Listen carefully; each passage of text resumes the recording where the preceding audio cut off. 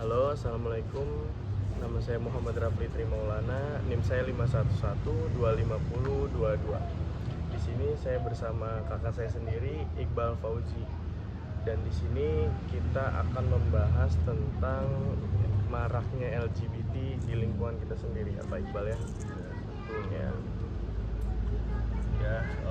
Di sini saya selaku menjadi moderator di dalam podcast ini dan Rafli sebagai narasumber.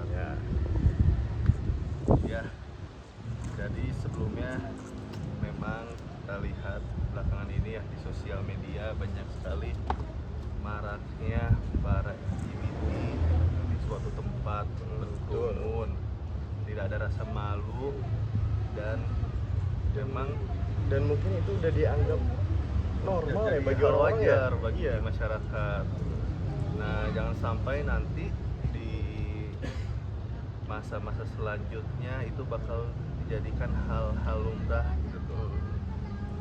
Nah, di sini saya mau bertanya nih, ya, kenapa sih gitu seseorang itu bisa menjadi pelaku LGBT? Apa yang mendasarinya? Apakah pada saat waktu dia masih kecil, apa karena pergaulan atau bagaimana? Menurut tanggapan Rafli ini bagaimana? Ya. Jadi menurut pandangan saya Pak Iqbal ya, untuk kasus LGBT ini bisa saja faktornya dari lingkungan keluarga atau lingkungan pergaulan. Yang pertama lingkungan keluarga. Kalau untuk lingkungan keluarga menurut saya itu bisa jadi kurangnya perhatian ya dari orang tua. Kayak misal contohnya dari tontonan HP, dari tontonan itu kan bisa Iya, jadi betul. yang biasanya kan laki-laki yang seharusnya nontonnya motor atau mobil tanpa ada pantauan, itu bisa jadi dia melihatnya video-video make up. Iya, betul. Nah, dan kalau untuk pergaulan teman-teman ya, itu bisa jadi ketika dia nongkrong dia melihat kayak, wah apa gua ini lebih cocok jadi cewek ya. Waduh, jangan sampai lah. Karena mungkin itu bisa jadi waktu dia masih normal dia pacaran dan disakiti cewek, itu bisa Berarti jadi ada ketraumaan lah ada di situ. ketraumaan Oke. terhadap perempuan. Jadi dia menganggap jadi perempuan ini lebih enak karena banyaknya perhatian. Iya. Menurut saya begitu ya Pak Iqbal ya. Terus ya, kalau misalnya sudah telanjur nih, kita terjerumus dalam bidang itu, dalam penyimpangan itu. Nah, sebenarnya cara pencegahannya bagaimana sih gitu? Ini sebelum masuk LGBT. Nah, cara pencegahannya untuk misalnya anak-anak yang masih pada kecil nih kan, sebelum terjerumus lingkup yang seperti itu, bagaimana nih pencegahannya?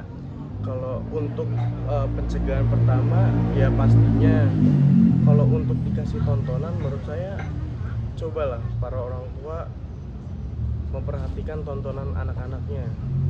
Yang biasanya YouTube Short atau TikTok Kids itu kan biasanya tidak ada ini ya, Filter. tidak ada filter. Nah, Iya, itu nah sekarang juga ada YouTube anak tuh. Hmm. Itu khusus anak kan ya, menjadi filter tuh. betul. Tontonan yang seharusnya ditonton oleh anak gitu. Jadi nggak ada tontonan-tontonan yang di luar dari anak lah gitu. Ya seharusnya begitu. Dan kalau untuk pergaulan ya, untuk pergaulan coba kita saring obrolan-obrolan yang menurut saya itu tidak seharusnya dibahas, karena mungkin kita gabut atau gimana ya Pak Iqbal ya. Betul. Tiba-tiba ada ya di depan mata kita ada yang lewat LGBT. Nah, itu siapa tahu kita ada ketertarikan itu yang membuat kita mungkin bisa terjerumus. Nah, nanti kita bisa mengatur obrolan, mengatur tempat nongkrong. Itu sih menurut saya Pak Iqbal ya. Iya. Nah, menurut Rafli ini kalau misalnya kita sudah, nauzubillah ya, jangan sampai kalau misalnya udah, Mungkin jangan kita ya, iya, orang kita, lain. orang lain kalau misalnya sudah menjadi gay lah. Nah, itu cara mengobatinya bagaimana? Apakah bisa berubah nih menurut Rafli atau bagaimana gitu? pastinya itu tidak mudah ya Pak Iqbal ya. Tapi saya punya teman yang dia tuh benar-benar benci banget sama yang namanya boti Pak Iqbal. Oh iya, iya. Ah, jadi di situ setiap ada boti lewat di depan kita ledekin sampai dia pergi dari tempat itu. Buat mereka nggak senyaman mungkin itu loh. Nah itu sih menurut saya kuncinya.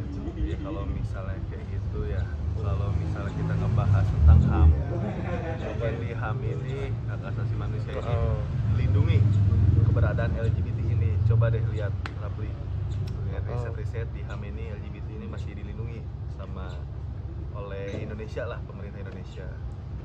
Nah, apakah kita harus pro atau kontra menurut Rapli ini? Kita nih sebenarnya menghargai perbedaan ya. Tapi kalau untuk menghargai penyimpangan sih kayaknya saya belum bisa sih.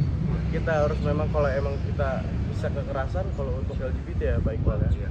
Itu bisa aja kita pukul itu. Wah, Boleh-boleh saja Kalau tuh. misalnya di HAM ini udah rasis ya. Nah, nggak Tapi apa-apa. kalau untuk masalah agama sih oke. Nah, gitu. Sangat intinya oke. kita menghargai perbedaan bukan penyimpangan. Oke. Oke, gitu aja. Cukup sekian ya sepertinya ya. Cukup. Kayaknya ini 5 udah menit menyeluruh juga. ini. Terima kasih. Terima kasih semua.